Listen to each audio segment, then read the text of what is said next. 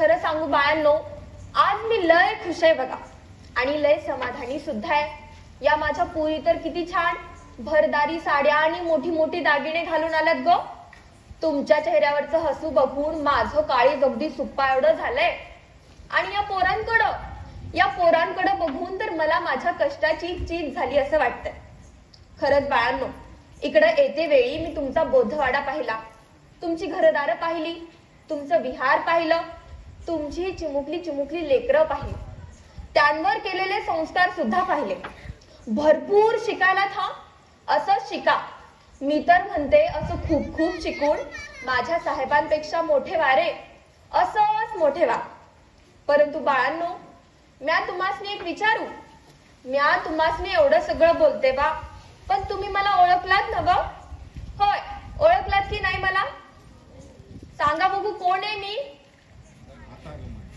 होय बाळांनो, मीच तुमची माता रमाई भीमराव आंबेडकर। आज तुमच्या सगळ्यांबरोबर मी माझी हितगुज मांडायला आली, परंतु तुम्ही असं शांत नाही बसायचं। मी विचारलेल्या प्रश्नांची मला उत्तरं सुद्धा द्यायची, कळलं सर्वांना?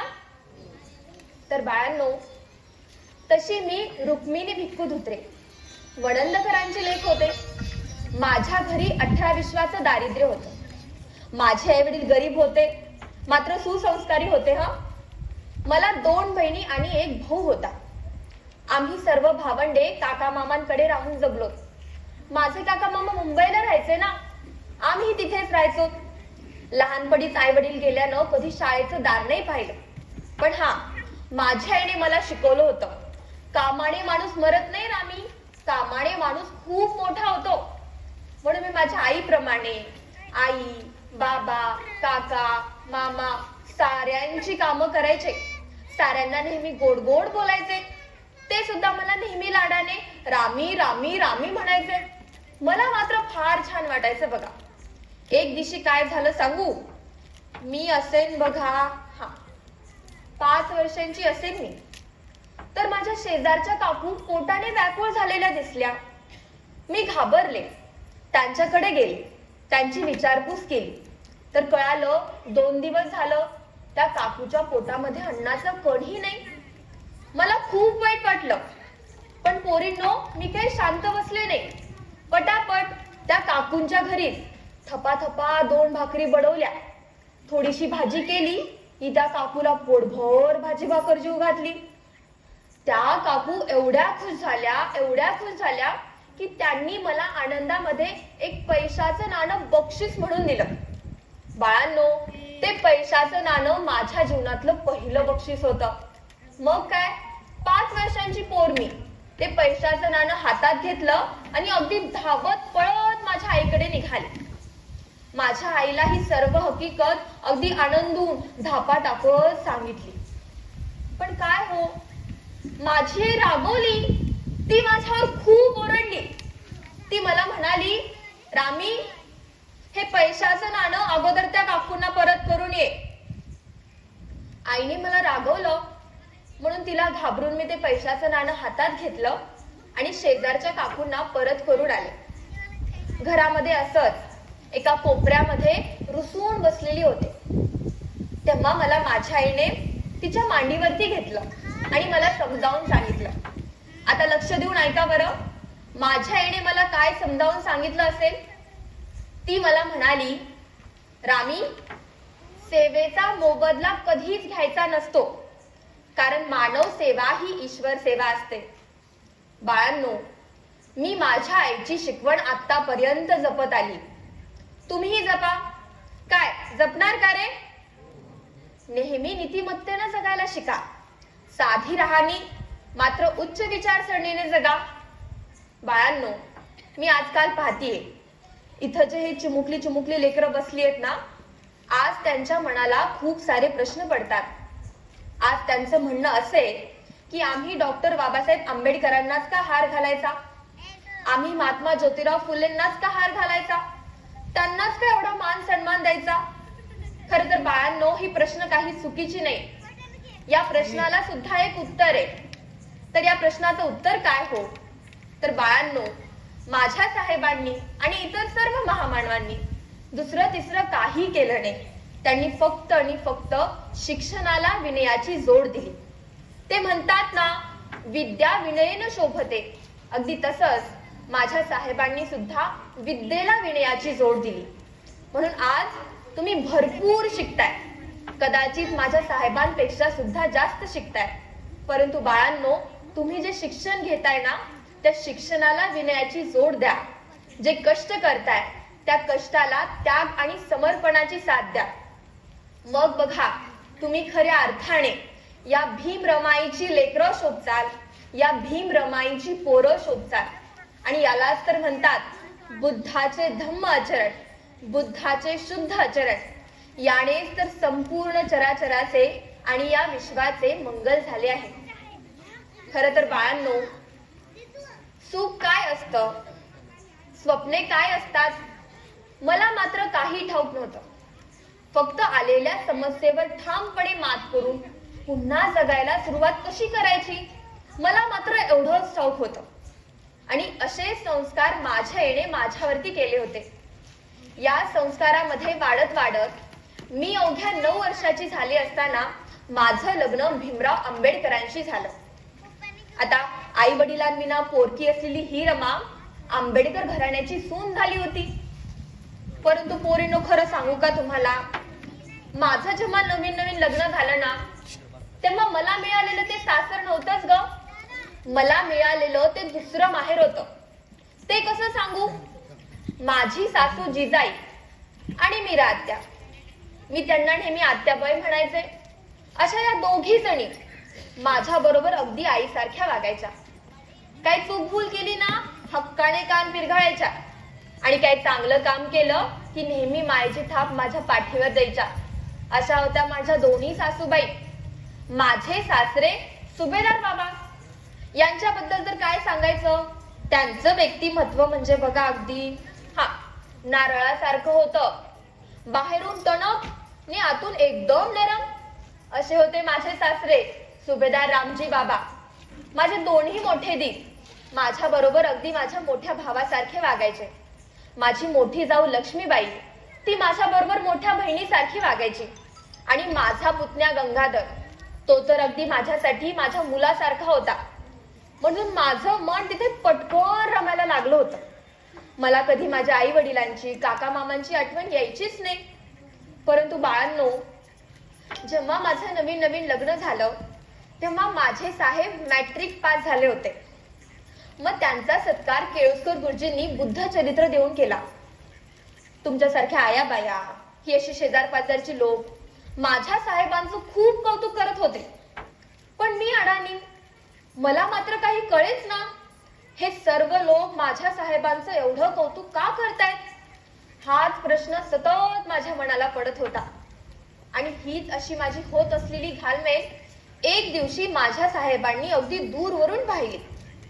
आणि ते माझ्याकडे आले आणि मला म्हणाले, रामू, तू आता शिकली पाहिजेस.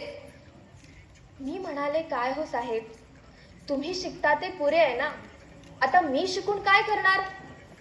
माझे साहेब म्हणाले, तसं नव्हे रामू, घरातल्या बाईला ग्रंथ वाचता आली पाहिजेत, पत्र लिहिता आली पाहिजेत.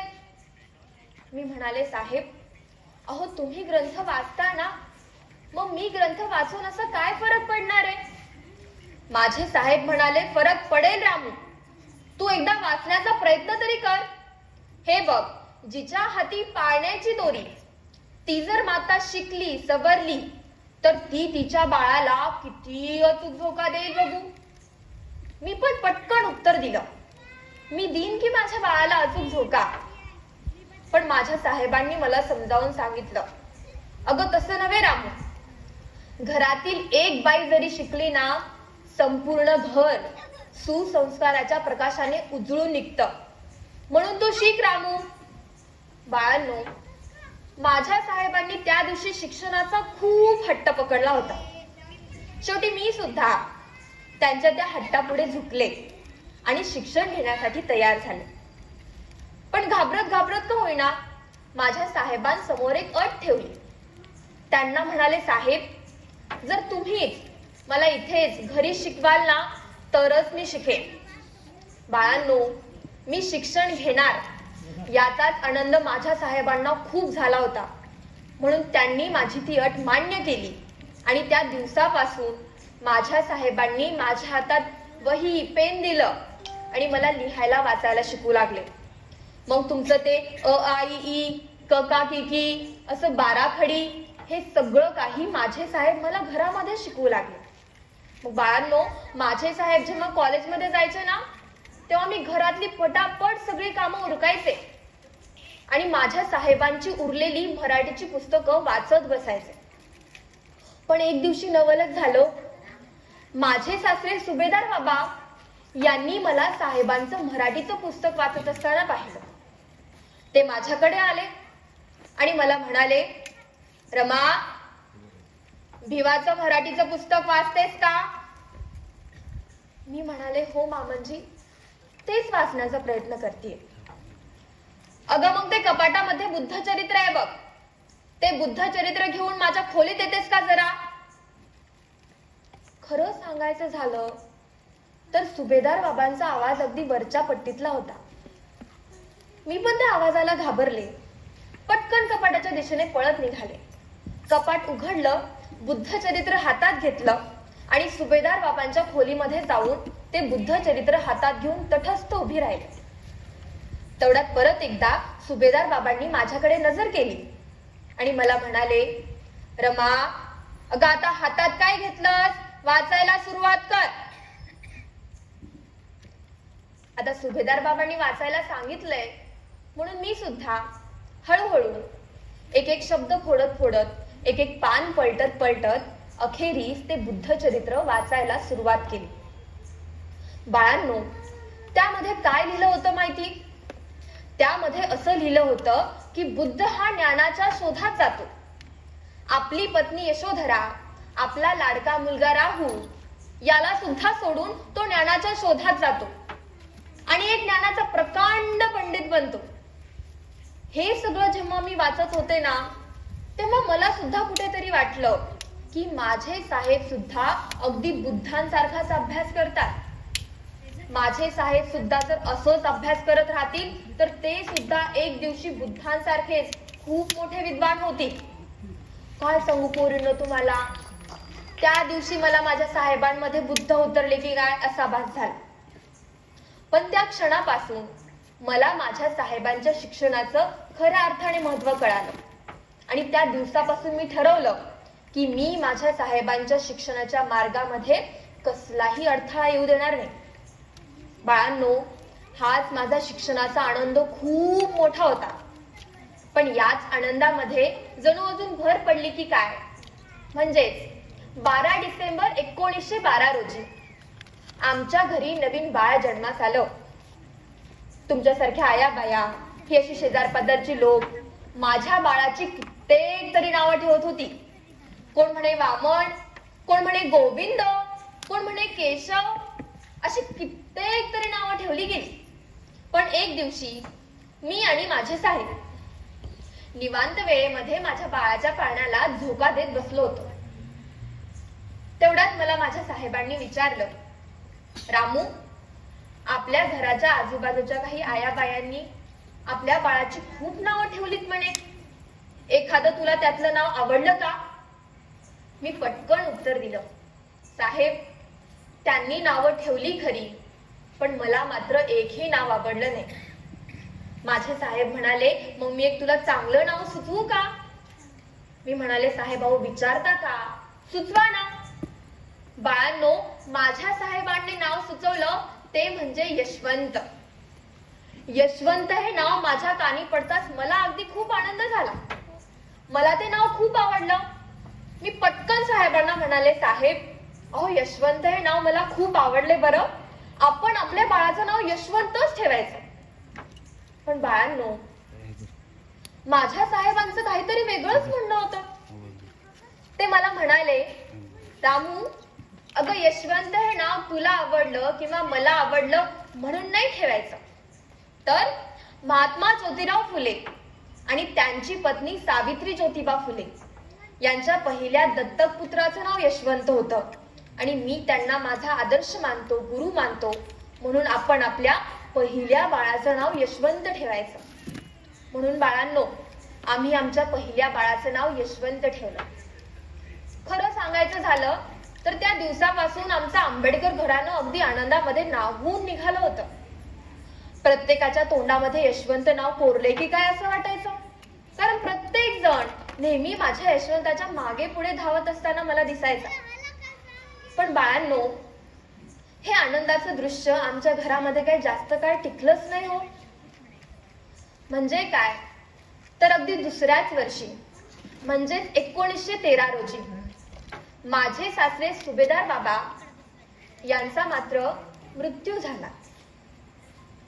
आमच्या आंबेडकर घराण्यावर नेहमी सुखाची छाया देणारा वटवृक्ष अगदी काही क्षणामध्ये कोसळून पडला हो. यावेळी मी आणि माझे साहेब आम्ही दोघेही आई वडिलांविना पोरके झालो होतो. परंतु मरते वेळी मला सुभेदार बाबांनी सांगितलं होतं, रमा, या आग लागलेल्या काळजाला संभाळ. त्या माझ्या चिमुकल्या यशवंताच्या डोक्यावरून एकदा हात फिरवला होता आणि साहेबांकडे एक नजर केली होती, जणू ते साहेबांना बोलत होते. लक्ष देऊन ऐका. मरते वेळी सुभेदार बाबा माझ्या साहेबांकडे पाहत काय म्हणाले असतील? ते म्हणाले, लढाईकडे पाठ फिरू नकोस, अंधाराची गय करू नकोस. लढाईकडे पाठ फिरू नकोस, अंधाराची गय करू नकोस. हजारो असत्यांचा पराभव करणे एवढे सत्य तुझ्याकडे आहे. हे माझ्या पराक्रमी पोरा, हे लोक तुला पुढे चालून सूर्य म्हणतील. क्रांती सूर्य, पराक्रमी सूर्य, प्रज्ञा सूर्य. अशा रुबाबात माझे रामजी बाबा मात्र आमच्या सर्वांना सोडून कायमचे निघून गेले. माझे साहेब खूप ढासळले होते, कारण आता वडिलकीची माया आम्हाला कधीही भेटणार नव्हती. परंतु बाळांनो, साहेबांना सावरण्याकरिता मी माझ्या साहेबांना समजावून सांगितलं, साहेब, एवढ्या लवकर हार मानून चालणार नाही. मान्य आहे मला, आपले सुभेदार बाबा आपल्याला सोडून कायमचे निघून गेलेच. परंतु त्याच सुभेदार बाबांचं एक स्वप्न होतं की तुम्ही तुमचं शिक्षण पूर्ण घ्यावं. कित्येक तरी दीनदलित वंचित लोकांना शिक्षणाच्या सोयी सुविधा तुम्ही उपलब्ध करून द्याव्यात. म्हणून साहेब, एवढ्या लवकर तुम्ही ढासळून चालणार नाही. असं बाळांनो, मी माझ्या साहेबांना तुटक्या मुटक्या शब्दांमध्ये समजवण्याचा प्रयत्न केला. कदाचित याच माझ्या काही शब्दांमधून माझ्या साहेबांना थोडासा धीर मिळाला आणि अखेरीस माझे साहेब त्यांचं उच्च शिक्षण घेण्याकरिता आता मात्र अमेरिकेला निघाले. माझे साहेब अमेरिकेला जाणार म्हणून मी आणि माझी मोठी जाऊ लक्ष्मीबाई, मी त्यांना नेहमी बाई म्हणायचे, अशा आम्ही दोघी जणी मिळून माझ्या साहेबांना सोडायला तिकडे बंदरावरती गेलो. त्या बंदरावरती खूप साऱ्या झांजा अशा उपस्थित होत्या. त्यापैकी एका झांजेमध्ये माझे साहेबही चढले आणि त्यांची झांज अमेरिकेच्या दिशेने रवाना झाली. बाळांनो, माझ्या साहेबांची झांज अगदी टिंब होईपर्यंत मी मात्र तिथेच बघत उभी राहिले. तेवढ्यात बहिणी मला धक्का दिला आणि सांगितलं, रमा, तुझ्या साहेबांची झांज गेली, आता चल बघू घरी. बाळांनो, तो धक्का साधा सुद्धा धक्का नव्हता. तो धक्का मला जाणीव करून देत होता की माझे साहेब आता दूरदेशी परदेशी गेले आणि आता मात्र मी इकडे एकटी आहे. माझ्या साहेबांच्या संपूर्ण संसाराची जबाबदारी आता मात्र माझ्या एकटीच्या खांद्यावर आहे. माझ्या लेकरांची पोटं भागवायची आहेत, घरातल्या सगळ्यांची काळजी करायची आहे. अशा कित्येक तरी जबाबदारींची जाणीव करून देणारा तो धक्का होता बाळांनो. म्हणून मी आणि माझी मोठी जाऊ लक्ष्मीबाई, आम्ही दोघी जणी वाटेने जात असताना एकच विचार करत होतो की आपल्या लेकरांची पोटं भागवण्याकरिता नेमकं करायचं तरी काय, कोणतं काम करायचं. हा विचार डोक्यात घेऊन आम्ही दोघी जणी वाटेने पायी पायी चाललेलो. तेवढ्यात मला एक कल्पना सुचली आणि मी ती कल्पना बैला सांगितली. ती कल्पना त्यांना आवडली सुद्धा आणि बाळांनो, त्याच कल्पनेप्रमाणे आम्ही दोघी जणी रोज पहाटे 5 वाजता उठायचो. गुरढोरांचं शेण जे रस्त्यावरती विनाकारण पडलेलं असायचं त्याला गोळा करायचं, त्याच्या गौऱ्या थापायच्या, त्याला वाळवायचं आणि त्या जळण म्हणून बाजारात विकायच्या. रात्री 8 वाजता आम्ही मोळी विकून घरी परत यायचो. लेकरांना स्वयंपाक करून पोटभर जीव घालायचं आणि काही 4 घास उरलेच तर आपणही खाऊन घ्यायचे. हा रोजचा आमचा ठरलेला नित्यक्रम दिनक्रम होता बाळांनो. पण आम्ही फक्त रस्त्यावरचं शेण उचललं, त्याच्या गौऱ्या थापल्या आणि त्या जळण म्हणून बाजारात विकल्या एवढंच केलं का हो? तर नाही बाळांनो. कधी कधी तर रस्त्यावरती दगड फोडण्याचं काम सुद्धा केलं. आमच्याही पायाला ठेचा लागल्या, पण त्या ठेचांचं कधी दुःख नाही मानलं. कारण आपल्या लेकरांची पोटं भागवणे ती सगळ्यात महत्वाची गरज आम्हाला तेव्हा वाटली. काय सांगू पोरींनो तुम्हाला, एक काडीची पेटी अगदी महिनाभर चालवली. आता काडीची पेटी पाहायला तरी मिळते का हो? अशा गरिबीत आम्ही आमचे दिवस काढत होतो. एवढंच नव्हे, माझ्या कष्टाचा मिळालेल्या पैशांमधून मी त्यातला काही मोबदला माझ्या साहेबांच्या शिक्षणाकरिता तिकडे परदेशी सुद्धा पाठवायचे. खर तर आज इथं खूप साऱ्या महिला भगिनी उपस्थित आहेत. मग मला तुम्हाला आवर्जून विचारायचंय, पोरींनो, तुमच्यापैकी एखाद्या पोरीचं कपाट उघडून बघा. तुम्हा आम्हाला मोजता सुद्धा येणार नाही एवढ्या साड्या अगदी धडाधडा खाली पडतील की नाही पोरींनो? बघा, आवाज आता कमी येतो, हो ना? पण खरं सांगू का तुम्हाला, माझ्या साडीवर एवढी ठिगळ होती ना, तुम्हा आम्हाला मोजता सुद्धा येणार नाही एवढ्या ठिगळांच्या साडीवर आम्ही आमची दिवस काढली. बाळांनो, ही अशी गरिबी चालूच होती. या गरिबीमध्ये आम्ही जगणं शिकलं होतं. माझे साहेबही तिकडे त्यांचं शिक्षण घेत होते आणि मी इकडे दुसऱ्यांदा पोटसी होते. माझ्या पोटात जन्माला आला तो म्हणजे माझा दुसरा मुलगा रमेश. माझं बाळ जसं जन्माला आलं ना, अगदी तसं मरण पावलं. या माझ्या हातामध्ये त्या चिमुकल्या रमेशने स्वतःचा जीव सोडला. आभाळा एवढं दुःख होतं, अचानकपणे येऊन माझ्यावरती कोसळून पडलं. बातमी एवढी मोठी होती की साहेबांना कळवणं तेवढंच गरजेचं होतं. म्हणून थरथरते हाताने का होईना, परंतु यशवंत आणि मी आम्ही दोघ जणांनी मिळून साहेबांना पत्र लिहिलं आणि कळवलं, साहेब, आपला बाळ रमेश आपल्याला सोडून कायमचा निघून गेलाय हो, कायमचा. बाळांनो, माझ्या बाळाच्या मृत्यूनंतर एक 15-20 दिवसानंतर माझं पत्र माझ्या साहेबांपर्यंत जाऊन पोहोचलं आणि माझ्या साहेबांचं त्या पत्राला उत्तर म्हणून त्यांचं पत्र माझ्यापर्यंत त्या पुढच्या 15-20 दिवसानंतर येऊन पोहोचलं. म्हणजे तुम्ही मोजा, जवळजवळ 1 महिन्याचा काल उलटून गेला होता. आणि बाळांनो, माझ्या साहेबांनी त्या पत्रामध्ये काय लिहिलं होतं माहिती? माझे साहेब त्या बाळाशी बोलत होते. त्यांनी असं लिहिलं होतं, बाळ रमेश, अरे स्वतःच्या बापाला न भेटताच गेलास तू.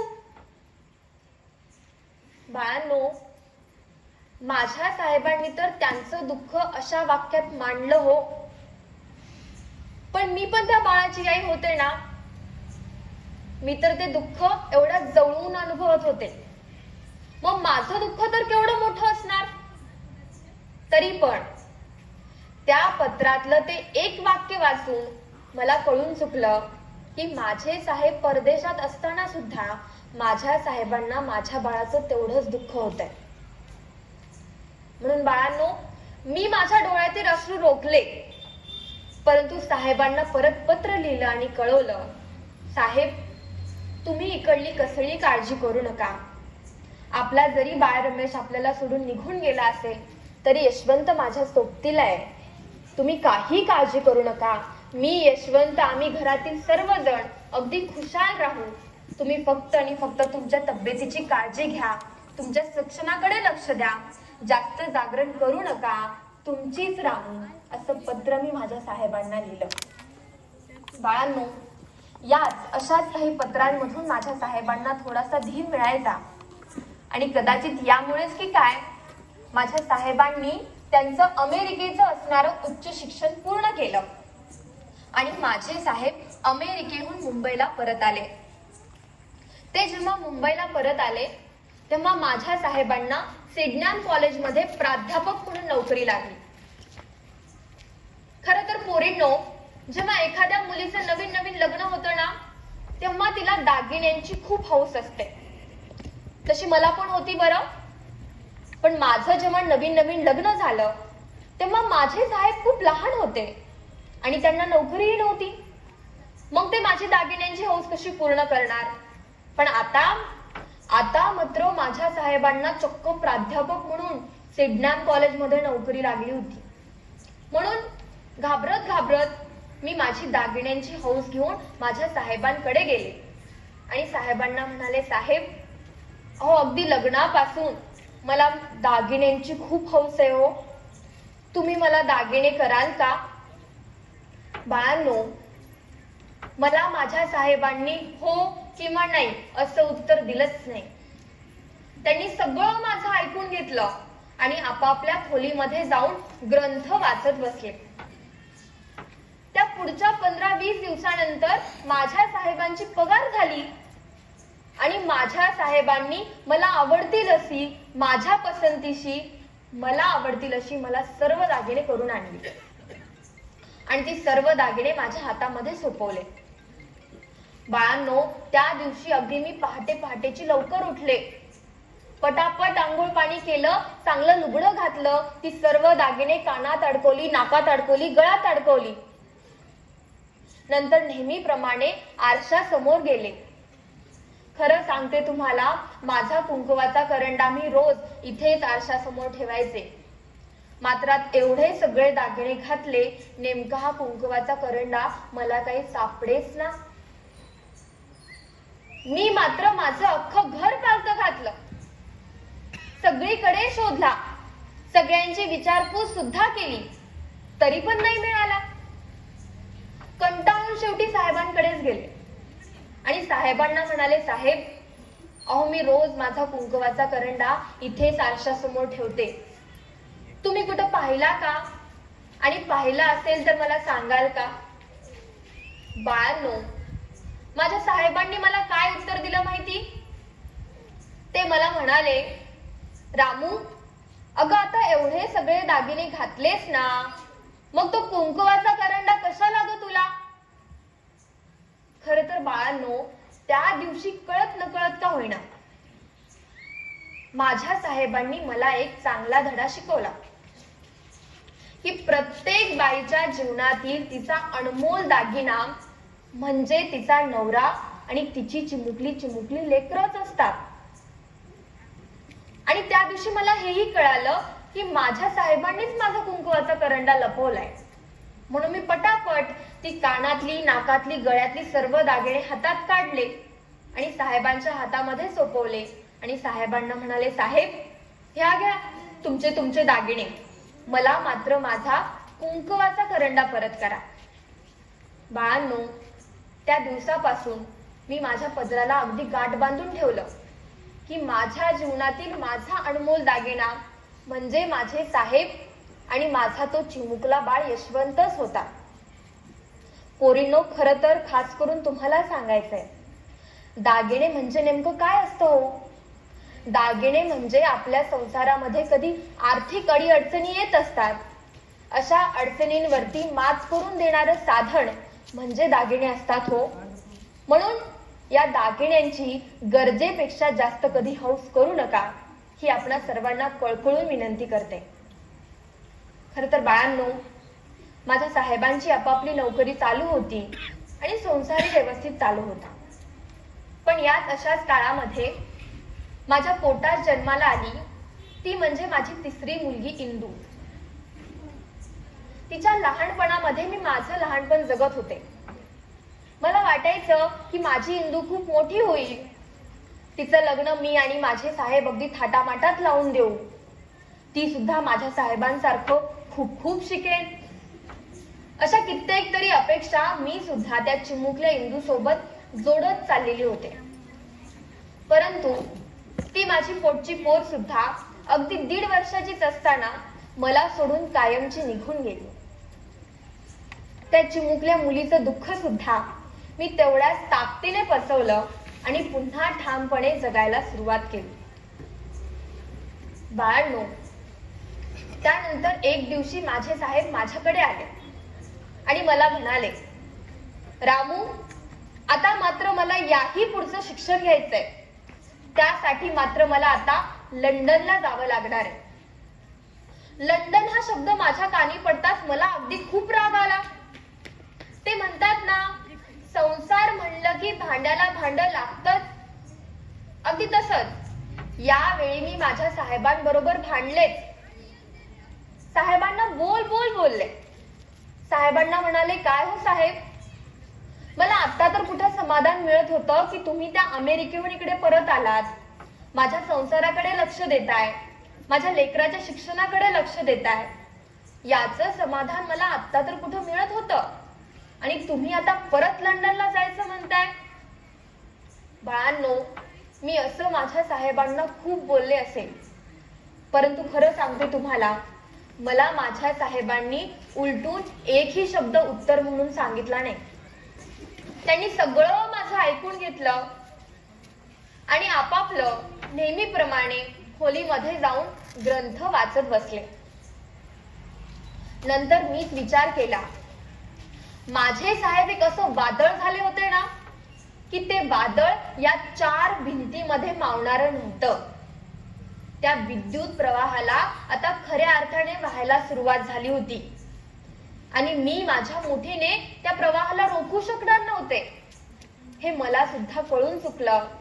माझ्या साहेबांच्या शिक्षणाच्या तळमळते पुढे मी सुद्धा झुकले आणि हे माझ्या लक्षात येताच मी माझ्या साहेबांकडे गेले आणि साहेबांना म्हणाले, साहेब, तुम्हाला लंडनला जायचंय ना, तुम्ही खुशाल लंडनला जा. मी अजून सुद्धा माझ्या हातातली कामं काही टाकून दिली नाही. मी अजून पण माझ्या लेकरांची पोटं भागू शकते, माझ्या संसाराची सगळी काळजी घेऊ शकते. म्हणून तुम्ही इकडली कसलीही काळजी न करता खुशाल लंडनला जा, असं माझ्या साहेबांना धीर दिला आणि माझे साहेब त्यांचं त्याही पुढचं शिक्षण करण्याकरिता ते मात्र आता लंडनला गेले. बाळांनो, माझे साहेब जेव्हा लंडनला गेले तेव्हा मी इकडे 4थ्यांदा पोटसी होते. माझ्या पोटात जन्माला आला तो म्हणजे माझा 4था मुलगा गंगाधर. एवढंसं बाळ होतं ते माझं. तब्येतीने खूप चांगलं. मग वाटायचं की माझा गंगाधर खूप मोठा होईल, साहेबांसारखं अगदी परदेशात जाऊन शिकेल. अशा छोट्या छोट्या अपेक्षा मी सुद्धा त्या चिमुकल्या गंगाधर सोबत जोडत चाललेली होते. पण काय कुणास ठाऊक हो, माझ्या त्या चिमुकल्या बाळाला एक दिवशी खूप ताप आला. माझं मन घाबरायला लागलं. रमेश इंदू सारखं, त्या माझ्या बाळांसारखं या माझ्या बाळाचं काही वाईट होऊ नये, अशी सतत प्रार्थना माझी देवाकडे चालू होती. घरगुती उपाय म्हणताना मी सगळे घरगुती उपाय करण्याचा प्रयत्न केला. अगदी थंडगार पाण्याच्या पट्ट्या सुद्धा माझ्या बाळाला लावल्या, पण माझ्या बाळाचे ताप काय कमीच होईना. माझं मन घाबरायला लागलं. आता काय करायचं? शेवटचा पर्याय एकच होता की माझ्या बाळाला दवाखान्यात घेऊन जायचं होतं. बाळांनो, माझ्या त्या चिमुकल्या गंगाधरला मी हातामध्ये पकडलं आणि दवाखान्याचा धावा केला. दवाखान्यामध्ये जाऊन पोहोचले आणि डॉक्टरांना विनंती केली की अहो डॉक्टर, माझं बाळ गेले 2 दिवस झालं तापेने तडफडतंय हो. एकदा त्याला हात लावून बघा, एकदा त्याला तपासून बघा. माझ्या बाळाला नेमकं झालंय तरी काय, मला ते तरी सांगा. बाळानं खूप विनवणी केली, पण तो डॉक्टर शेवटी काय म्हणाला माहिती? तो डॉक्टर म्हणाला, रमा, मागील बाकी भरल्याशिवाय गंगाधरवर काय इलाज करता येणार नाही. तापीने तडफडत असणाऱ्या माझ्या लेकराला घेऊन रस्त्यावरती बसलेली होते हो मी. कित्येक डॉक्टर आजूबाजूला असताना सुद्धा माझ्या गरिबीमुळे मी माझ्या लेकराला औषध पाणी देऊ शकले नाही. म्हणून माझं ते चिमुकलं बाळ तापीने तडफडत तडफडत रस्त्यावरती मरून पडलं हो. रस्त्यावरती. मी मात्र तिथं ओरडत राहिले, बाळ गंगाधर, अरे उठ रे, तुझ्या या गरीब आईला एकदा आई म्हणून हाक मार. मी माझ्या गरिबीमुळे तुला औषध पाणी पुरवू शकले नाही रे बाळा, एकदा उठ रे. बाळांनो, लाखो काय करोडो काय, अहो कित्येक हाका मारल्या मी माझ्या गंगाधरला, पण माझ्या बाळाने मला एकदाही आई म्हणून हाक मारली नाही. कित्येक डॉक्टर आजूबाजूला असताना सुद्धा माझं लेकरू तापेने तडफडत तडफडत रस्त्यावरती मरण पावलं हो. रस्त्यावरती. तरी पण एवढं सगळं झालेलं असताना सुद्धा मी मात्र स्वतःला धीर देत होते, कारण मला अगदी ठाम विश्वास होता की मी आज इथं एवढं कष्ट घेतलंय, मी इथं एवढे कष्टाचे दिवस काढलेत, अगदी गौऱ्या थापून गौऱ्या विकून माझ्या लेकरांची पोटं भागवलीये. माझ्या साहेबांनी सुद्धा एका पावाच्या तुकड्यावरती ते त्यांचं शिक्षण परदेशात पूर्ण करतायत. म्हणून मला अगदी ठाम विश्वास होता की माझ्या आणि माझ्या साहेबांच्या कष्टामुळे आज माझा एक गंगाधर इथे रस्त्यावरती मरून पडला असेल.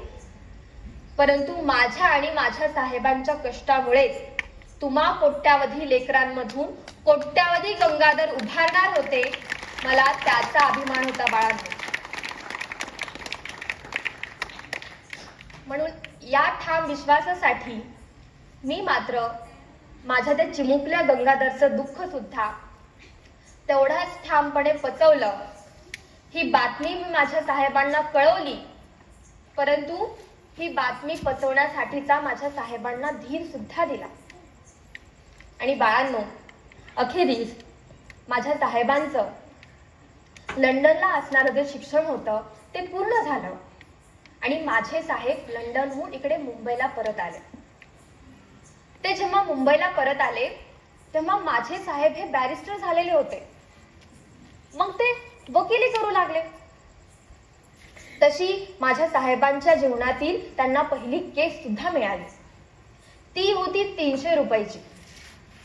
मला याबद्दल काही कल्पना नव्हती बरं, परंतु माझे साहेब ती केस लढले आणि जिंकले सुद्धा.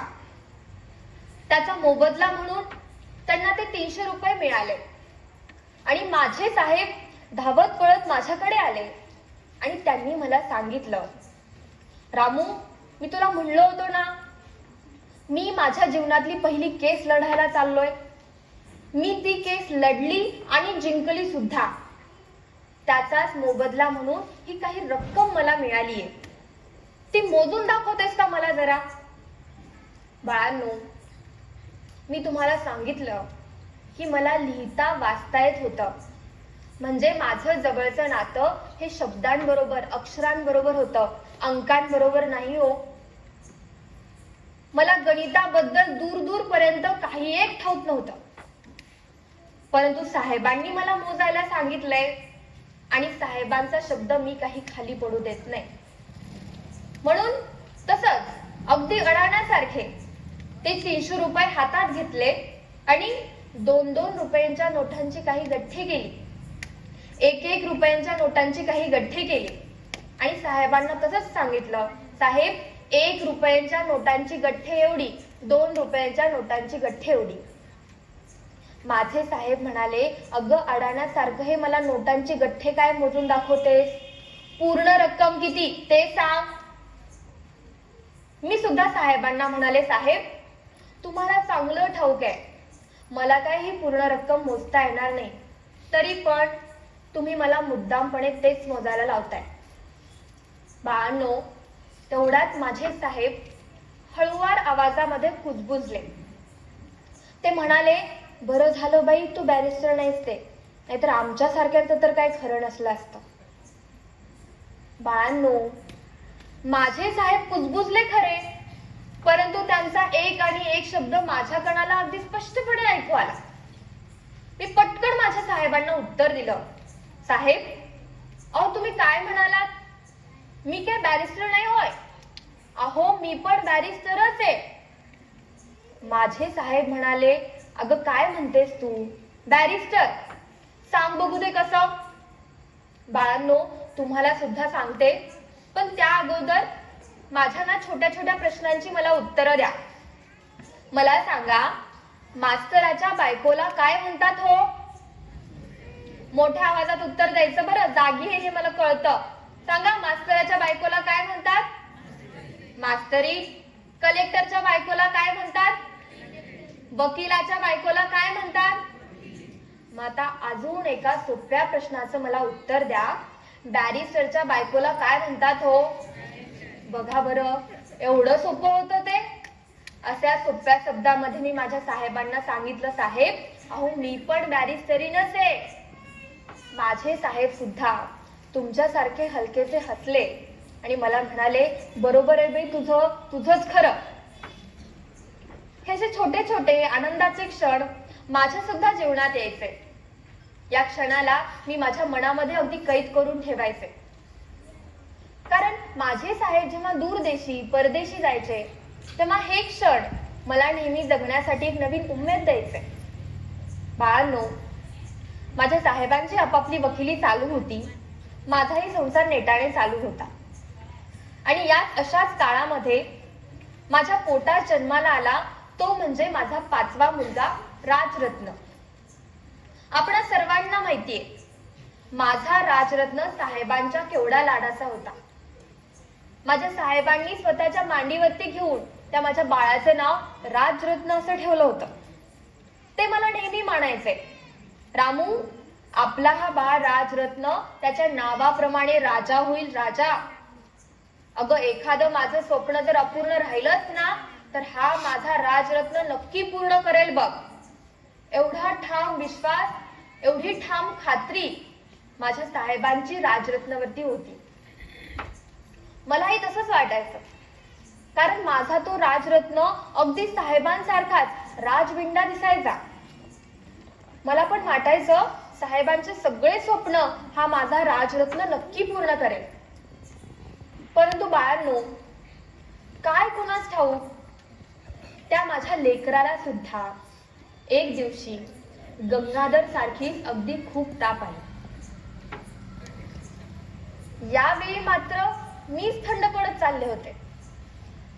गंगाधर, रमेश, इंदू या माझ्या तिन्ही लेकरांचा चेहरा माझ्या डोळ्यासमोरून गोल गोल फिरत होता.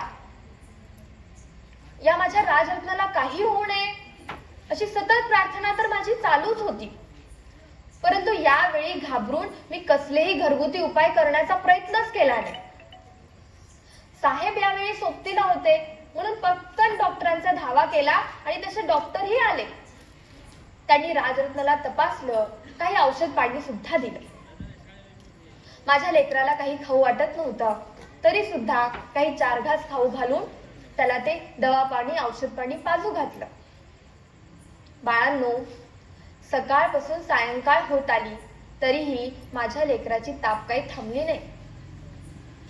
आता काय करणार म्हणून पटकन माझा भाऊ शंकर याला सांगितलं, शंकर जा रे, त्या न्यायालयामध्ये जाऊन साहेबांना कळवून तरी ये की माझ्या राजरत्नाची ताप काही कमीच होत नाही. माझा भाऊ शंकर सुद्धा तेवढाच धावत पळत तिकडे न्यायालयामध्ये गेला. त्याने ती वार्ता माझ्या साहेबांच्या कानी घातली. माझ्या साहेबांना सुद्धा ती वार्ता कळताच माझे साहेब सुद्धा तेवढेच धावत पळत घरी येऊन पोचले.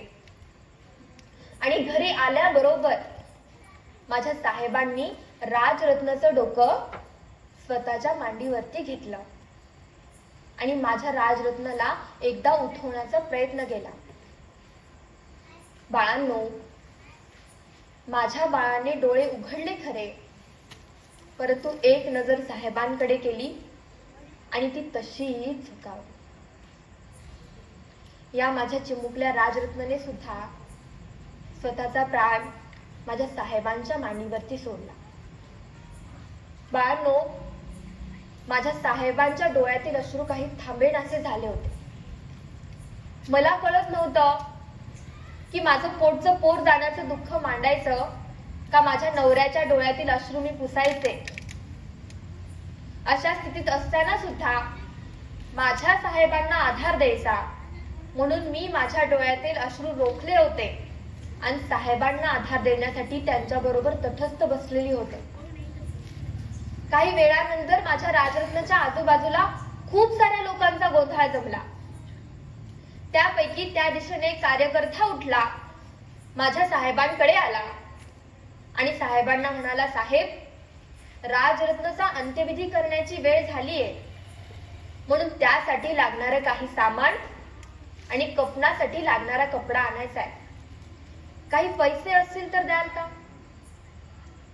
बाळांनो, हा प्रश्न माझ्या साहेबांच्या कानी पडताच माझ्या साहेबांची मान खाली झुकावली आणि मला कळालं, हिमालयापेक्षा सुद्धा मोठा उंची असणारा तेवढे मोठे माझे साहेब बॅरिस्टर होते.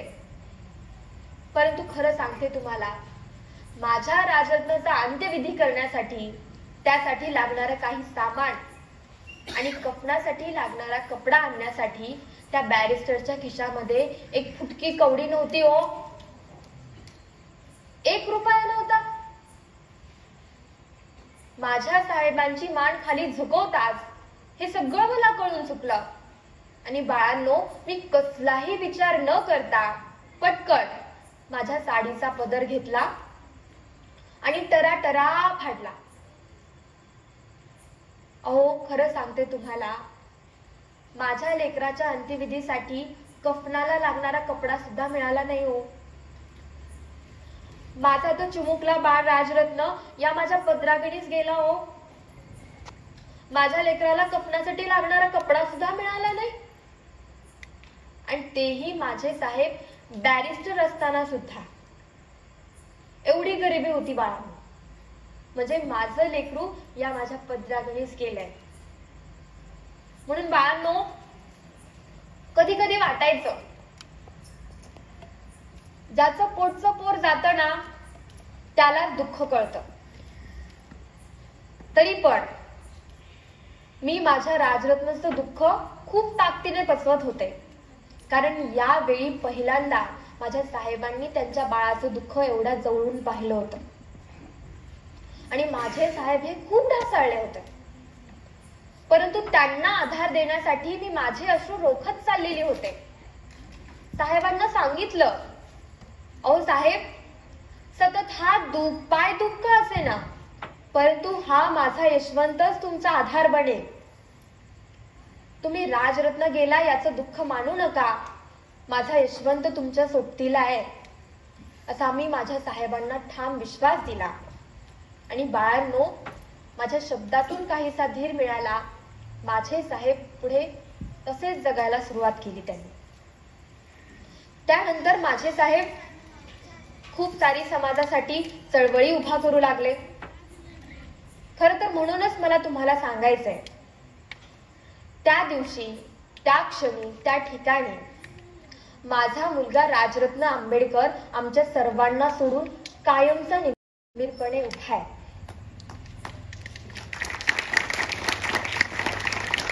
माझी सून मीरा, अहो ती महाउपासिका आहे. तिची तब्येत एवढी खराब असते, तिला खुर्चीवर व्यवस्थित बसता सुद्धा येत नाही. तरी सुद्धा ती माझी सून आज तुमच्या सर्वांच्या समोर खंबीरपणे उभी आहे. आणि ही माझी दोन्ही लेकरं आज तुम्हाला काहीतरी सांगण्याचा प्रयत्न करतायत. नेमकं काय सांगतायत होते? त्यांचं म्हणणं एवढंच आहे की तुम्ही कागदोपत्री बौद्ध धम्म स्वीकारा. परंतु बाळांनो, आज माझी ती लेकरं काय आणि मी काय.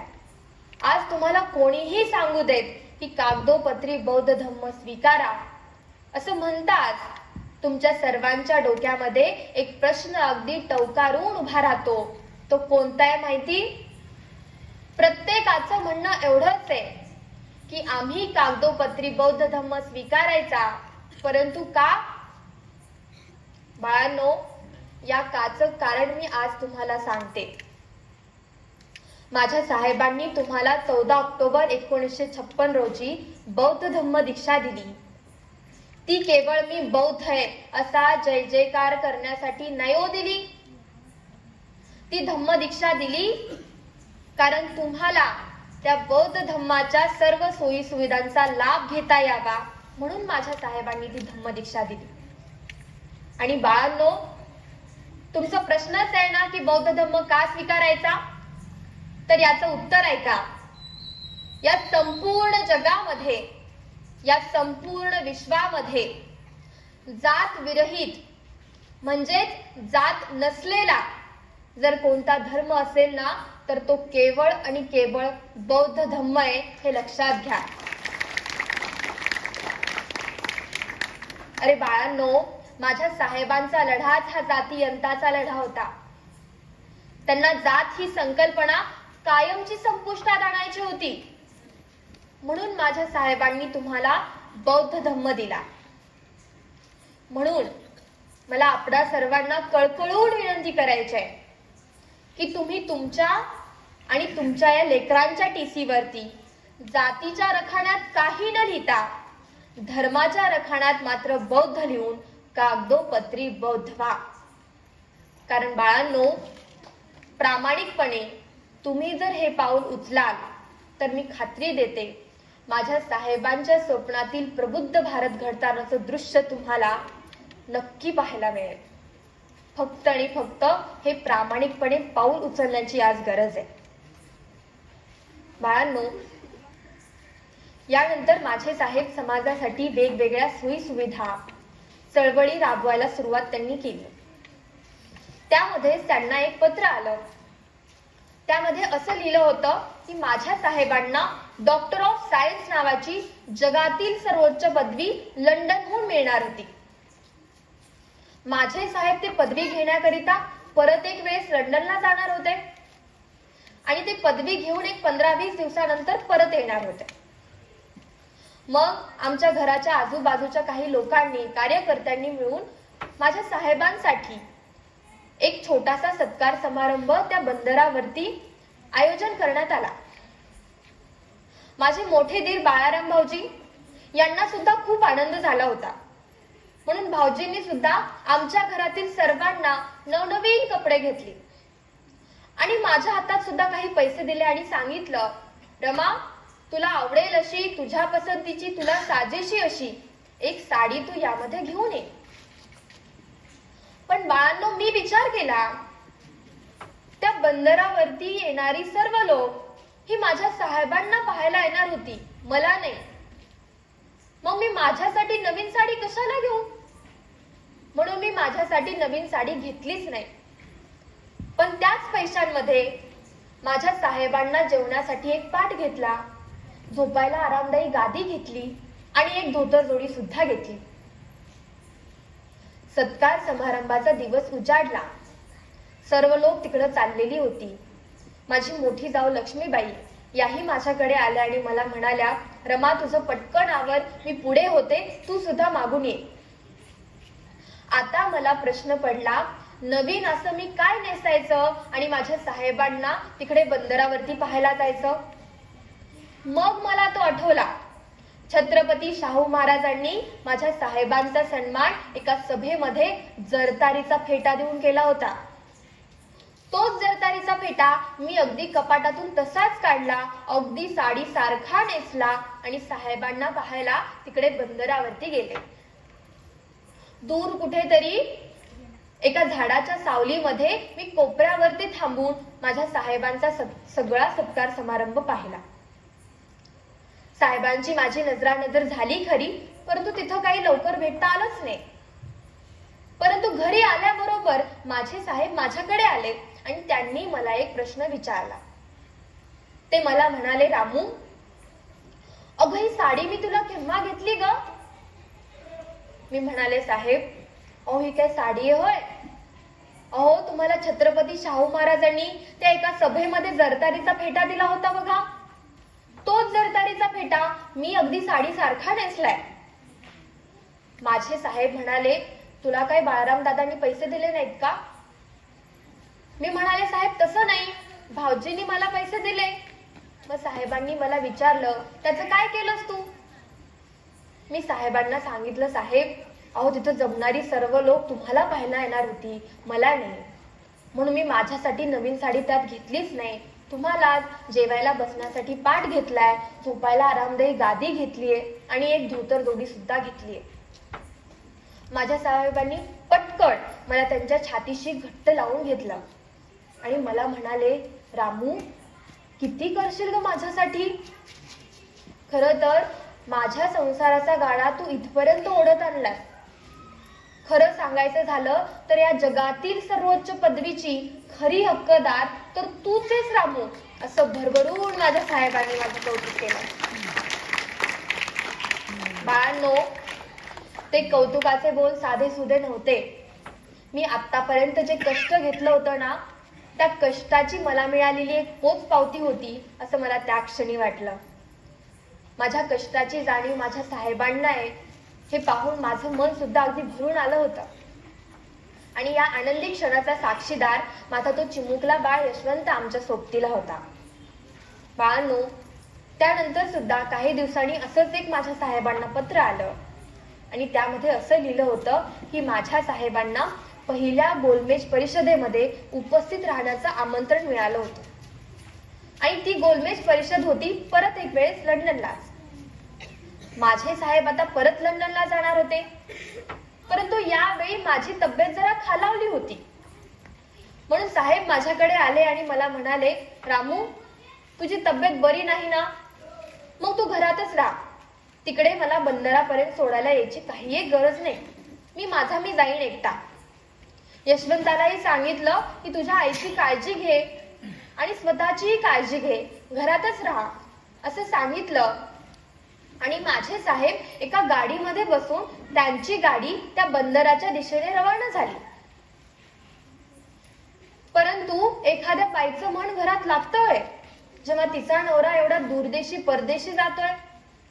म्हणून माझी तब्येत बरी नसताना सुद्धा मी तसाच शरीरावरती जोर दिला आणि उठून उभी राहिले आणि वराये मामांना सांगितलं, वराये मामा, काहीही करा पण अजून एका गाडीची व्यवस्था करा. मी आणि माझा चिमुकला बा यशवंत सुद्धा माझ्या साहेबांना सोडायला बंदरापर्यंत नक्की येऊ. वराये मामांनी एका गाडीची व्यवस्था केली. मी आणि माझा बाळ यशवंत त्या गाडीमध्ये बसलो आणि आम्ही तिघे मिळून त्या बंदरापर्यंत जाऊन पोहोचलो. त्या बंदरावरती काही जहाजा अशा रांगेमध्ये थांबलेल्या होत्या. त्यापैकी एका झांजेमध्ये माझे साहेबही बसलेले होते. त्यांनी आम्हाला झांजेवरून दूरवरून पाहिलं आणि आमच्या तिघांनाही त्या झांजेवरती बोलावून घेतलं. अशाच रात्रीच्या वेळी आम्हाला गरम गरम कडक असा चहा पाजला आणि हळूच वराये मामांच्या कानामध्ये माझ्या साहेबांनी सांगितलं, वराये, अहो माझ्या रामूची तब्येत जरा खालावलीये, तुम्ही मात्र तुमच्या त्या धारवाडच्या वसतिगृहावरती तिला न्या. वातावरणात जरा बदल झाला ना, तब्येत सुद्धा नक्की सुधारेल बघा. तुम्ही मात्र आठवणीने तुमच्या त्या धारवाडच्या वसतिगृहावरती तिला न्या. हे सांगितल्याप्रमाणे वराये मामांनी आम्हाला अगदी दुसऱ्याच दिवशी त्यांच्या त्या धारवाडच्या वसतिगृहावरती नेलं. बाळांनो, तिथं सुद्धा असंच भलं मोठं असं मैदान होतं. खूप सारी चिमुकली लेकरं तिथं सुद्धा खेळायला यायची. त्या स्वयंपाकघरामध्ये एका रांगेमध्ये बसून चिमुकल्या घास घेत जेवण करायची. हे सगळं पाहून माझ्या मनाला खूप समाधान वाटत होतं. कदाचित माझ्या तब्येतीमध्ये सुद्धा थोडीशी सुधारणा होत होती. परंतु बाळांनो, 2 दिवस झाले ही लेकरं मला मैदानावरती दिसेच ना. माझं मन घाबरायला लागलं. नेमकं झालंय काय? स्वयंपाकघरात सुद्धा जेवायला आली नाही. मला प्रश्न पडला, मी माझा प्रश्न घेऊन वराये मामांकडे गेले आणि वराये मामांना विचारलं, गेले 2 दिवस झालं पाहतीये मी, ही लेकरं मला मैदानावरती खेळायला आलेली दिसली नाहीत, स्वयंपाकघरामध्ये जेवायला सुद्धा आली नाहीत, नेमकं झालंय तरी काय? वराये मामांनी सगळी परिस्थिती मला स्पष्टपणे सांगितली की अहो रमाई, हे आमचं धारवाडचं वसतिगृह उदारीवर अन्न पुरवणाऱ्या माणसांवरती चालतं हो, आणि आता उदारीवर अन्न पुरवणारे माणसं सुद्धा संपले. माझ्या खिशात सुद्धा एक फुटकी कवडी नाही. ती लेकरं गेले 2 दिवस झालं उपाशी आहेत. उपाशी पोटी मैदानावरती कशी खेळायला येतील हो? ही अशी सर्व परिस्थिती वराये मामांनी मला स्पष्टपणे सांगितली. बाळांनो, माझ्या साहेबांनी शिकवलेला तो दागिन्यांचा धडा मला आठवला आणि मी पटकन कसलाही विचार न करता हातातल्या सोन्याच्या बांगड्या काढल्या, वराये मामांच्या हाती दिल्या आणि सांगितलं, वराये मामा, ह्या घ्या सोन्याच्या बांगड्या, याला गहाण ठेवा अथवा विका, परंतु लवकरात लवकर त्या माझ्या लेकरांना मात्र जेवणाची व्यवस्था करा. बाळांनो, त्या बांगड्या घेऊन वराये मामांनी त्या लेकरांना जेवणाची व्यवस्था केली. ती चिमुकली लेकरं एका रांगेमध्ये बसून जेव्हा छोटा छोटा घास घेत जेवत होती ना, त्यांच्या चेहऱ्यावर दिसणारं समाधान हे एवढं अनमोल होतं की त्या समाधानाच्या समोर त्या सोन्याच्या बांगड्यांची किंमत ही काही नव्हती असं मला त्या क्षणी वाटलं. तेवढ्यात मला वार्ता कळाली की माझे साहेब लंडनहून मुंबईला परत येणार आहेत. मी पटकन यशवंताचा हात पकडला. वराये मामांना वचन दिलं की इथल्या धारवाडच्या वसतिगृहाचं नियोजन करण्याची जबाबदारी मी माझ्या साहेबांना देईन, तुम्ही इथली काही काळजी करू नका असं वराये मामांना वचन दिलं आणि यशवंताचा हात पकडून मी मात्र परत मुंबईला आले. बाळांनो, मी परत मुंबईला आल्यानंतर माझी तब्येत परत खालावली होती. खरं सांगायचं झालं पोरींनो, मी सुद्धा तुमच्यासारखे खूप सारे उपास तापास करायचे. सोमवार काय, मंगळवार काय, गुरुवार काय, बुधवार काय, कित्येक तरी उपास तापास करायचं. कारण माझी पण एक प्रामाणिक अपेक्षा होती देवाकडून. मला पण वाटायचं की माझी लेकरं खूप खूप मोठी व्हावीत, खूप खूप शिकावीत, त्यांनी माझ्या नवऱ्याचं नाव खूप मोठं करावं, अशी एक प्रामाणिक इच्छा माझी सुद्धा देवाकडून होती. म्हणून मी सुद्धा खूप सारे उपास तापास करायचे. परंतु एक दिवशी हाच अंधविश्वास कायमचा नष्ट व्हावा म्हणून माझ्या साहेबांनी मला एक प्रश्न विचारला. आता लक्ष देऊन ऐका, त्यांनी मला काय विचारलं असेल. ते मला म्हणाले, रामू, अगं तुझी तब्येत एक एकदा खराब असताना सुद्धा तू मात्र त्या देवाचा उपास तापास करण्याचं काही सोडत नाहीस. मग एवढा प्रामाणिकपणे उपास तापास करून सुद्धा आपली 4 पोटची पोर आपल्याला सोडून कायमची निघून गेली. मग तुझ्या त्या कोट्यावधी देवांपैकी एक तरी देव तुझ्या एका तरी लेकराला वाचवायला का धावून आला नाही ग? बाळांनो, मी खूप विचार केला, या प्रश्नाचं उत्तर खूप शोधलं, पण मला शेवटी एवढंच कळून चुकलं की या संपूर्ण जगामध्ये देव वगैरे असल्या काही गोष्टी अस्तित्वातच नाहीत. त्या केवळ आणि केवळ मानव निर्मित आहेत हे लक्षात घ्या. म्हणून पोरींनो, खास करून तुम्हाला सांगतेय, अंधश्रद्धा, कर्मकांड या सगळ्यांच्या नादी कधीही लागू नका, कारण या गोष्टी अस्तित्वातच नाहीत हो. बाळांनो, खर तर हे सगळं काही मला चांगलं ठाऊक होतं आणि अंधश्रद्धा हे सगळं काही माझं नष्ट झालं होतं. तरी पण एक अगोदर पासून माझी एक शेवटची इच्छा राहिलेली होती. ती कोणती होती माहिती? मला एकदा पंढरपूरच्या पांडुरंगाचं दर्शन घ्यायचं होतं. म्हणून घाबरत घाबरत का होईना साहेबांकडे गेले आणि साहेबांना म्हणाले, साहेब, मला एकदा त्या पंढरपूरच्या पांडुरंगाचं दर्शन घ्यायचंय हो, तुम्ही मला न्याल का? बाळांनो, माझ्या साहेबांच्या कानी पंढरपूर हा शब्द कानी पडताच माझ्या साहेबांना अगदी खूप राग आला. ते माझ्यावर जणू ओरडलेच. ते मला म्हणाले, अगं काय म्हणतेस तू? तुला त्या पंढरपूरच्या पांडुरंगाचं दर्शन घ्यायचंय? अगं तिथला पांडुरंग हा जातीभेद धर्मभेद करणार आहे. मी म्हणाले, साहेब त्याच्याशी माझं काही एक देणं घेणं नाही. मी आपली जाईन, दर्शन घेईन आणि पटकन वापस येईन. माझे साहेब म्हणाले, तसं नव्हे रामू. अगं तो संत चोखोबा पायरीवर मरून पडला, तरी पण तुझ्या त्या पांडुरंगाने चोखोबाला दर्शन दिलं नाही. मी म्हणाले, साहेब पायरीवरून तर पायरीवरून का असेना, मला मात्र पांडुरंगाचं दर्शन घ्यायचंय हो. बाळांनो, खरं सांगते तुम्हाला, त्या दिवशी माझ्या साहेबांनी माझा हट्ट तो मान्य केला नाही. पण माझा हात त्यांच्या हातामध्ये घेऊन मला एक वचन दिलं. ते मला म्हणाले, रामू मी एक असं पंढरपूर उभारे की जिथला पांडुरंग हा प्रत्येक माणसाला माणूस म्हणून पाहणारा असेल. तिथे कसलाही जातीभेद धर्मभेद मुळीच नसणार नाही, असं पंढरपूर मी तुला उभारून दाखवे. बाळांनो, त्या दिवशी मला माझ्या साहेबांनी वचन दिलं होतं, पण ते पूर्ण सुद्धा केलंय. मग मला आता एकदा मोठ्या आवाजामध्ये उत्तर देऊन सांगा बघू, माझ्या साहेबांनी उभारलं ते पंढरपूर म्हणजे नेमकं काय हो? होय बाळांनो, माझ्या साहेबांनी उभारलं ते पंढरपूर म्हणजे नागपूरची दीक्षाभूमी आहे. म्हणून आपणा सर्वांना कळकळून विनंती करते, तिथला पांडुरंग हा प्रत्येक माणसाला माणूस म्हणून पाहणार आहे. तिथे कसलाही जातीभेद धर्मभेद मुळीच नाही. म्हणून तुमच्या जीवनातील अनमोल वेळ काढून माझ्या साहेबांनी उभारलेल्या त्या पंढरपूरची सुद्धा एकदा तरी वारी करा. त्या नागपूरच्या दीक्षाभूमीचा एकदा तरी अनुभव घ्या. तिथल्या मंगलमय वातावरणाचा तुम्हीही अनुभव घ्या, ही मी आपणा सर्वांना कळकळून विनंती करते. बाळांनो,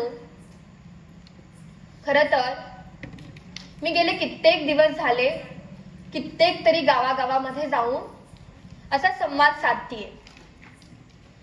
पण एक परिस्थिती अशी आहे ना, जी प्रत्येक गल्ली बोळामध्ये, प्रत्येक शहरामध्ये, प्रत्येक गावामध्ये अगदी समान आहे. ती परिस्थिती कोणती आहे माहिती? आज जिकडे बघाल तिकडे माझी तरुण मंडळी ही व्यसनाच्या अधीन गेलेलं दृश्य आपल्याला पाहायला मिळतंय.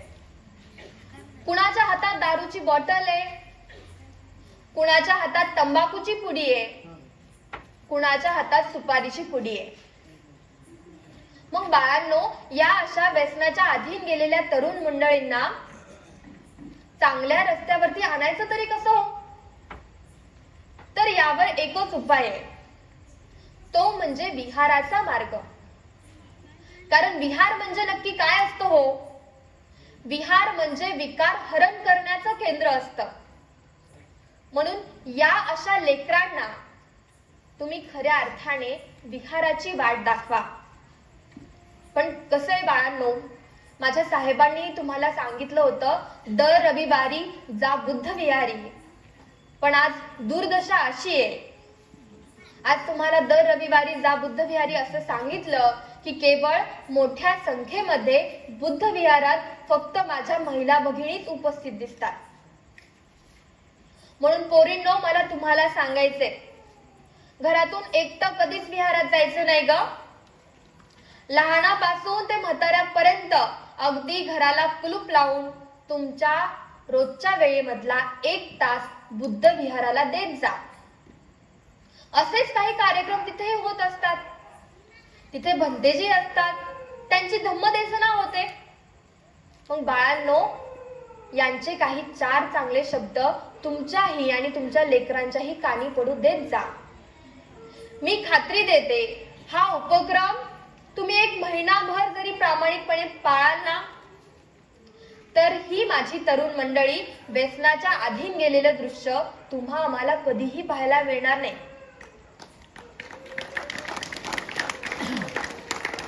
म्हणून एकदा त्या लेकरांना विहाराचा मार्ग दाखवा.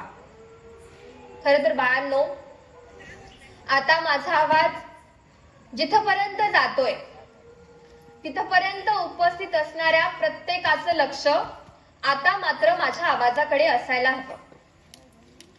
कारण एक प्रश्न असा आहे जो मी तुम्हा प्रत्येकाला विचारतीये, प्रत्येक पुरुषाला आणि प्रत्येक स्त्रीला. त्या प्रश्नाचं उत्तर तुम्ही प्रत्येकाने मला प्रामाणिकपणे द्यायचंय. तो प्रश्न मी तुम्हाला विचारू. तर बाळांनो, माझ्या साहेबांनी एका सभेमध्ये तुम्हाला सांगितलं होतं, जा आणि तुमच्या घराच्या भिंतीवरती लिहा, मला राज्यकर्ती जमात बनायचंय. मग मला प्रत्येकाने हात वर करून सांगायचं की मी माझ्या घराच्या भिंतीवरती लिहिलंय, मला राज्यकर्ती जमात बनायचंय. कोण कोण लिहिलंय हो?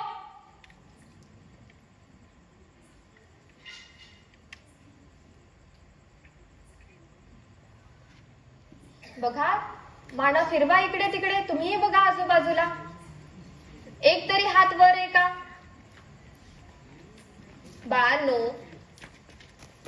माझ्या साहेबांनी तुम्हाला एक शब्द दिला होता, परंतु तो शब्द प्रामाणिकपणे पाळणारा एकही अनुयायी इथे उपस्थितच नाही हो. फक्त पांढरे कपडे घालून तुम्ही माझ्या साहेबांचे अनुयायी होऊ शकत नाही. त्यांचा प्रत्येक शब्द पाळणारा तो माझा साहेबांचा खरा अनुयायी. खरं तर इथे आल्याबरोबर मला तुमच्या या चुकीची जाणीव झाली. कारण आल्याबरोबर मी तुम्हाला जयभीम केला, परंतु तुमच्या जयभीमचा आवाज माझ्या साहेबांच्या कानापर्यंत गेलाच नाही हो. परत एकदा पाहायचं का? मी परत एकदा जयभीम करू?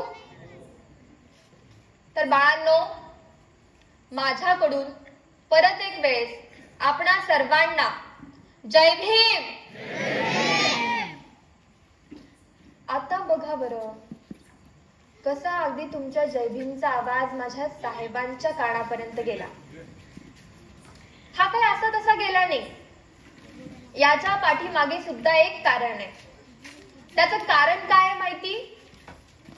तुमच्याकडून झालेल्या चुकीची जाणीव तुम्हाला या क्षणाला झाली, म्हणून तुमच्या जयभीमचा आवाज माझ्या साहेबांच्या कानापर्यंत गेला. पण बाळांनो, तुमच्याकडून झाली चूक, परंतु मी सुद्धा याच कोट्यावधी लेकरांची आई आहे आणि तुमच्या चुका माझ्या पदरात घेणं हे माझं सुद्धा आद्य कर्तव्य आहे. म्हणून तुमच्याकडून झाली चूक, मी सुद्धा ती पदरात घेते. परंतु या क्षणापासून मात्र मला एक वचन द्या की आज जरी तुमच्या घराच्या भिंतीवरती तुम्ही लिहिलं नसेल की मला राज्यकर्ती जमात बनायचंय, परंतु या क्षणापासून मात्र तुमच्या काळजावरती कोरून ठेवा की मला राज्यकर्ती जमात बनायचंय.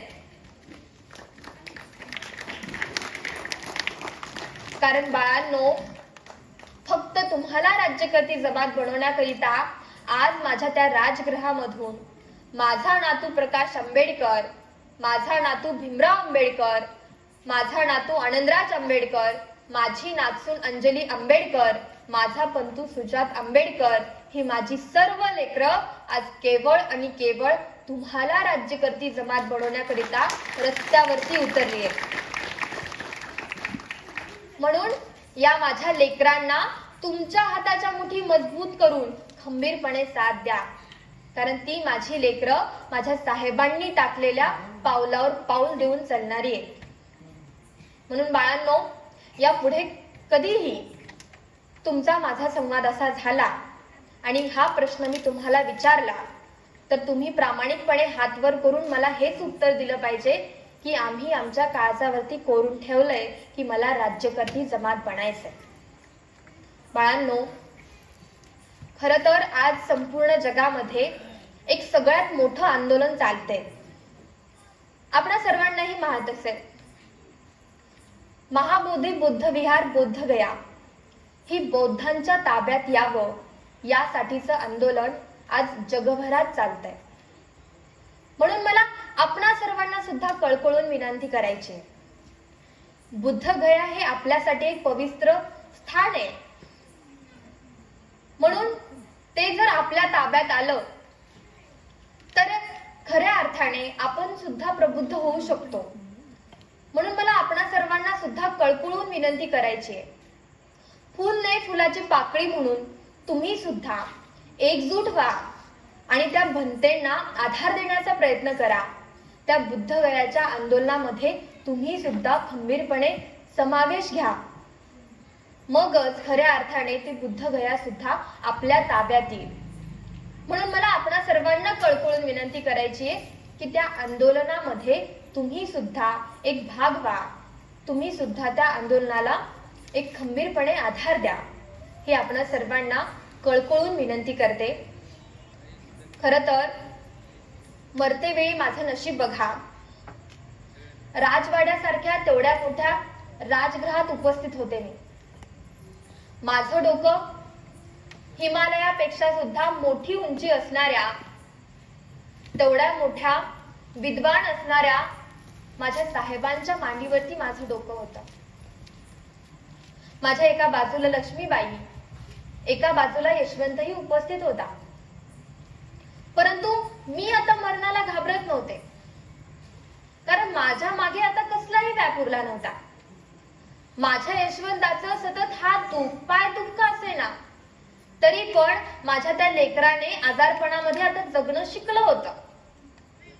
माझे साहेबही खूप मोठे विद्वान झाले होते. आता माझ्या मागे कसलाही व्याप नव्हता. म्हणून मी माझ्या मरणाला अगदी हसत हसतपणे कवटाळायला तयार होते.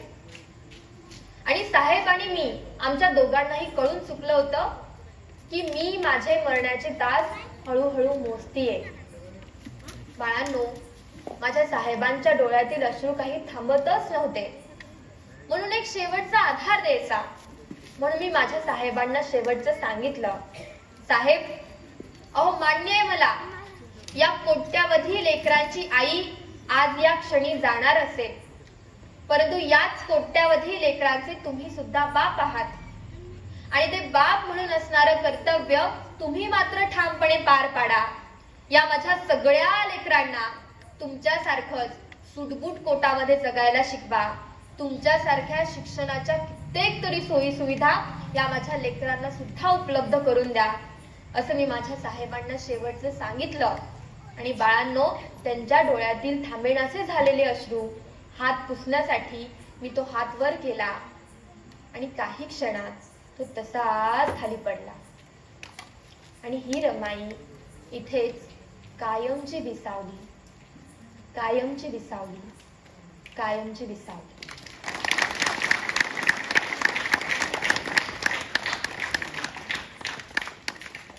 बाळांनो, किती त्याग, किती कष्ट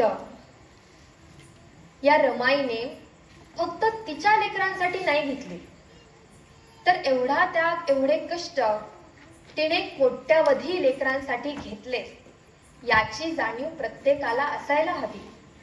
म्हणून इथं उपस्थित असणाऱ्या सर्व महिला भगिनींना मला हेच सांगायचंय, पोरींनो, तुम्ही तुमच्या जीवनामध्ये काय बनाल अथवा न बनाल, परंतु एकदा त्यागमूर्ती माता रमाई आंबेडकर, ज्ञानज्योती क्रांतीज्योती सावित्रीबाई फुले, राजमाता जिजाऊ, राजमाता अहिल्यादेवी होळकर, ममताबी, फातिमा शेख यांसारख्या कित्येक तरी क्रांतिकारी या सर्व महिलांसारखं एकदा तरी जीवन जगण्याचा प्रयत्न करा. तुमचा प्रयत्न प्रामाणिक असेल, मी खात्री देते तुमच्या उदरातून सुद्धा एक तरी क्रांतिकारी महामानव, एक तरी क्रांतिकारी महिला नक्की जन्म घेईल. आणि इथं उपस्थित असणाऱ्या सर्व पुरुष बांधवांना सुद्धा मला हेच सांगायचंय की तुम्ही या मानवी जीवनात आलात, हे तुमचं नशीब आहे. पण या मानवी जीवनाचं जर खऱ्या अर्थानं सोनं करायचं असेल ना, तर महात्मा ज्योतिराव फुले, डॉक्टर बाबासाहेब आंबेडकर, छत्रपती शिवाजी महाराज, छत्रपती शाहू महाराज यांसारख्या कित्येक तरी क्रांतिकारी महामानवांनी तुम्हा आम्हाला काही आदेश दिलेत, संदेश दिलेत. त्या संदेशाला प्रमाण म्हणून जगण्याचा प्रयत्न करा. तुमचाही प्रयत्न प्रामाणिक असेल, मी खात्री देते तुमच्या या सोसायटी मधून सुद्धा एक तरी क्रांतिकारी महामानव उभारण्याचं दृश्य तुम्हा आम्हाला पाहायला मिळेल. खर तर आज या ठिकाणी संस्कार बुद्धविहार सिद्धार्थ कॉलनी अहमदपूर या ठिकाणी 134व्या जयंती उत्सव समितीने मला इथे बोलावून घेतलं. आपणा सर्वांच्या समोर माझी एकांकिका मांडण्याकरिता मला हा मंच उपलब्ध करून दिला, त्याबद्दल मी त्यांचे मनापासून आभार मानते. आपणा सर्वांनी सुद्धा मला शांततेचं सहकार्य केलं, त्याबद्दल आपले सुद्धा आभार मानते. आणि शेवटी एवढंच सांगते, आभाळा एवढा कागद घेतला आणि समुद्रा एवढी शाई घेतली आणि एखाद्या व्यक्तीला सांगितलं जा आणि एखाद्या क्रांतिकारी महिलेचं किंवा महामानवाचं चित्र रेखाट, तर त्या व्यक्तीच्या पिढ्यानपिढ्या जातील तरी सुद्धा कोणत्याही क्रांतिकारी महामानवाचं किंवा महिलेचं जीवन रेखाटून पूर्ण होणार नाही. तरी सुद्धा केवळ एका तासामध्ये मी माझ्या कलेतून त्यागमूर्ती माता रमाई आंबेडकरचं जीवन आपणा सर्वांच्या समोर मांडण्याचा प्रयत्न केलाय. म्हणून काही चूकभूल झाली असेल तर मी आपली नेहमी क्षमस्वी असेन. आज आपणा सर्वांना 134व्या भीम जयंतीच्या लाख लाख मंगल कामना देते व शेवटची एक विनंती करते. मी रमाई बोलते हे माझं YouTube चॅनल आहे, याला लाईक करा, शेअर करा, सबस्क्राईब करा. एवढेच बोलून मी माझी एकांकिका इथेच थांबवते. जय भीम, जय बुद्ध, जय जय रमाई. धन्यवाद. माता रमाईचा